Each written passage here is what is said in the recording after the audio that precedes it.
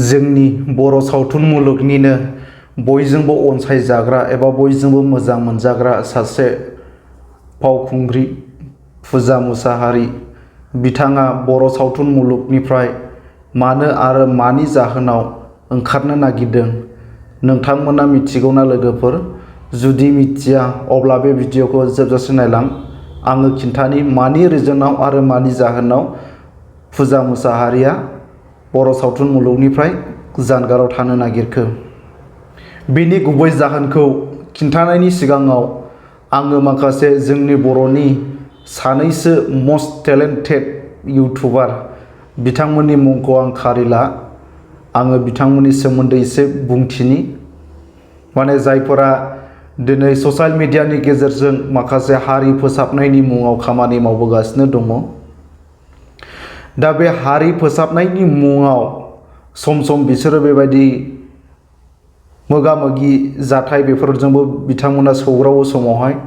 नाथाय बिथांमोननि बे खामानि मावनायखौ आङो मावनाङा एबा गाज्रि होननानै बुङाखै। आङो बाख्नायो बिथांमोननि बेबायदि हाबा मावनायफोरखौहाय। नाथाय मोजां खामानि मावनायजों लोगोसे हारि फोसाबनायनि खामानि मावनो ओंखारनायजों लोगोसे सोरनिबा जिउ आरो इयुनजों गेलेनो हानायनि बिथांमोनहा माबाफोर मोन्थाय दङ नामा?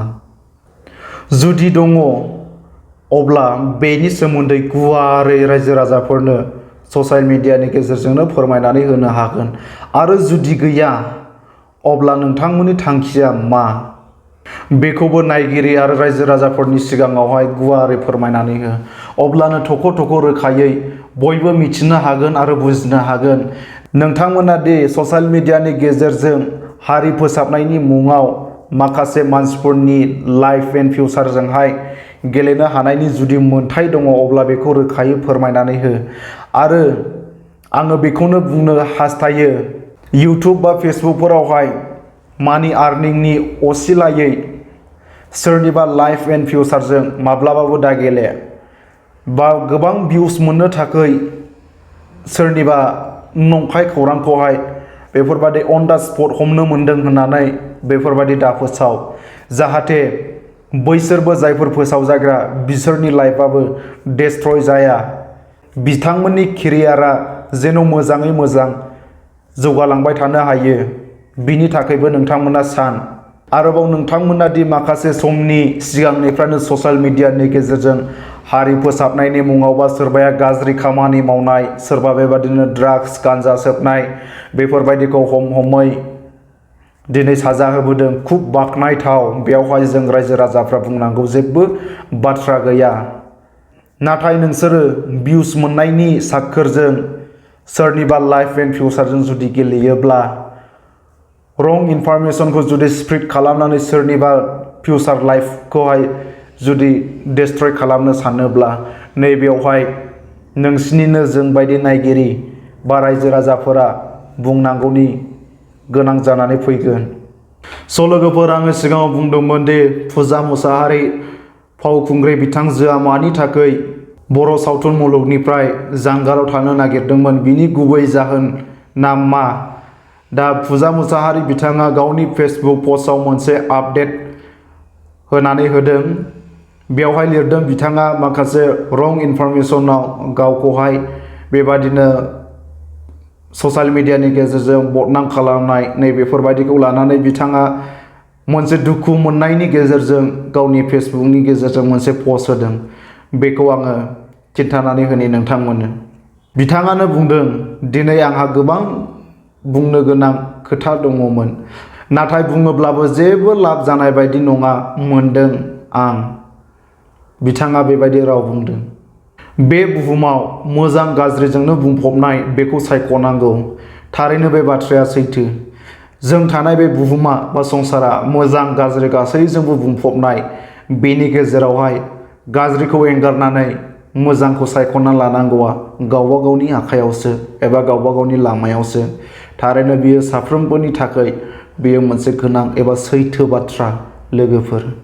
बिथाङा लिरबावदों गावनि पस्टनि गेजेरजों, दाख्लै जालांनाय जाथायाव दि क'क्राझारनि माखासे आदामोना आंखौ रं इनफरमेसन मोननानै हाबफैदों, आरो बेयाव बाहेरानि माखासे सेंग्राफोरा फैनानै जानला मोनला खालामफैदों। बेयाव आङो गोसोब्ला एफआइआर होनो हायोमोन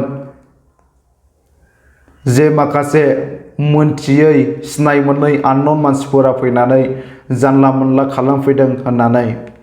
स' बे बाथ्राया नंगौ लोगोफोर, माने जायफ्रानाखि मिथिया हसिया सोरनिबा बुंनाय नंखाय बाथ्राखौनो नंगौ साननानै जुदि सोरनिखौबा सिग्रोमनाय बा सोरखौबा माबा मोनसे बेबायदि इनकुवारि खालामनाय नैबेफोरबायदि जाथाया जुदि जायोब्ला जाय जाजाग्रा बेक्ति बियो थारैनो केसबो खालामनो हायो। बेयाव मोनसे रोखा रोखा आयेन दंखायो जों सुबुं माहारिनि सायावबो।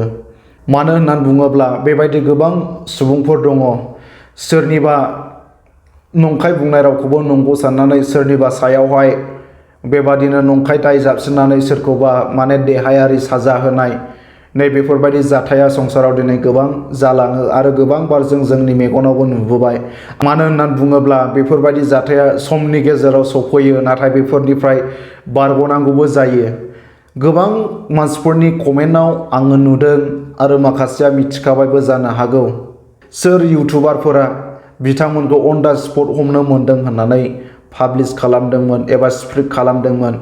नोंथांमोना माखासेया मिथिखाबाय जानांगौ। मैयानि समावबो फेसबुक पेजाव आङो नुनो मोन्दों। आङो नाम खारिनो थाङा, नाथाय नोंथांमोना आंनि बुंनाय रावावनो जायफोरा नुदों एबा मिथिना दङमोन नोंथांमोना थारैनो बुजिगोन होननानै आङो मिजिं खालामो। आरोबाव बिनि गेजेरावनो पुजा मुसाहारिया गावनि पस्टनि गेजेरजों लिरनानै फोरमायबावदों, आंनि बिएफजोंबो बिसोरो जेबो गाज्रिबो नुवाखै एबा जेबो गाज्रि हाबा मावनायनि हमनो हायाखै एबा बुंनोबो हाया होननानै बिथाङा फोरमायबावदों। आरो बिथाङा गावनि पस्टनि गेजेरजोंनो रोखा रोखा फोरमायदों, आङो सोरबा हिन्जाव गोनांखा हौवाजों आं गोसो थोज्लायाखै आरो आथिखालाव बयहाबो बिएफ जिएफ थालायखायो। बियो थारैनो सिम्पोल बाथ्रा। उन्दै समनिफ्रायनो दिनैनि मुगायाव बा दिनैनि आथिखाल मुगायाव जोङो नुनो मोनो बयहाबो गार्लफ्रेन्ड बयफ्रेन्ड थालायखायो। आरोबाव जायफोरा नंखायखौनो हाजासे शेयार खालामनानै होदों बिथांमोना गावसोरनि बिखुंनि मैलाखौ नुवाखै, नाथाय गुबुनासो नुगासिनो दङ होननानै पुजा मुसाहारि बिथाङा बुंदों। माने बिसोरखौहाय जायफोरा रं इनफरमेसन हरनानै हाजासे शेयार खालामदों, गोरोन्थि खौरांखौनो जायफ्रा दैथायहरदोंमोन बैसोर मानसिफोरहाबो माने गावसिनि गोरोन्थिखौ बिसोरो नुनो मोनाखै, नाथाय बिसोरनि गोरोन्थिखौ गुबुनासो नुनो मोनो। बयबो सानगोन आंहा जेबो गोरोन्थि जायाखैदां होननानै, नाथाय नोंहादि मा गोरोन्थि जादों बेखौहाय गुबुनासो नुयो, गुबुनासो मिथियो। पुजा मुसाहारि बिथाङा बुंदों जोबथारनायाव, आंखौ इसेबां मेगन सानानै इसेबां बेबायदि खोख्लैनो सानबायब्ला आंबो सावथुन मुलुगनिफ्रायनो गोजान जानोसै होननानै बिथाङा गोबां दुखुनि गेजेरजों बे पस्टखौ लिरदों जानांगौ आंनि मोनदांनायाव। आरोबाव पस्टनि गेजेरजोंनो मोनथिनो हाखायो सोरहाबा जुदि माबा मोनसे जेंना जायोब्ला बयहाबो मोनसे दुखु मोननाय फैखायो एबा दुखुआ जाखायो। बेनि गेजेरजोंसो गावनि गोसोआव फैनाय माखासे गोरबोनि रावखौसो फोरमायो बयबो सुबुङा। थारैनो बेनि गेजेराव आंबो बुंनो हास्थायो सावथुन मुलुगखौ एंगारनांगौनि जेबो गोनांथि गैया। संसाराव बेबादिनो गोबां सुबुं दङ नोंनि मोजांखौ गुबुना नायनो हाया, नोंनि मोजांनि थाखाय गुबुना माब्लाबाबो बाख्नायखाया। बिनिखायनो नोंनि जौगालांबाय थानाय हाबायाव जेसेबांनाखि जेंना खैफोद फैया मानो बेफोरखौ नेवसिनानै गावनि थाबायनाय लामाजों आगान सुरलांबाय था। आरोबाव आङो बुङो, नोङो मोजाङै थानानै गावखौहाय स्ट्रंलि जुदि गावनि लामाजों गावनि थांखिजों जुदि आगान सुरोब्ला गुबुना नोंखौ जेसेबांखि सावराया मानो, जेसेबांखि गाज्रि मुं सुवा मानो माब्लाबाबो नोंनि केरियार लाइफखौ डेस्ट्रय खालामनानै होनो हाया। गावनो गावल' स्ट्रं जानानै आवगाय गावनि थांखियाव, अब्लानो गुबुना नोंखौहाय खैफोदाव खोख्लैनो नाजायोब्लाबो नोंखौ गाज्रि मुं सुनो हास्थायोब्लाबो बिसोरो इयुनावहाय गावसोरनो जेननानै उनफिननानै थानांगोन।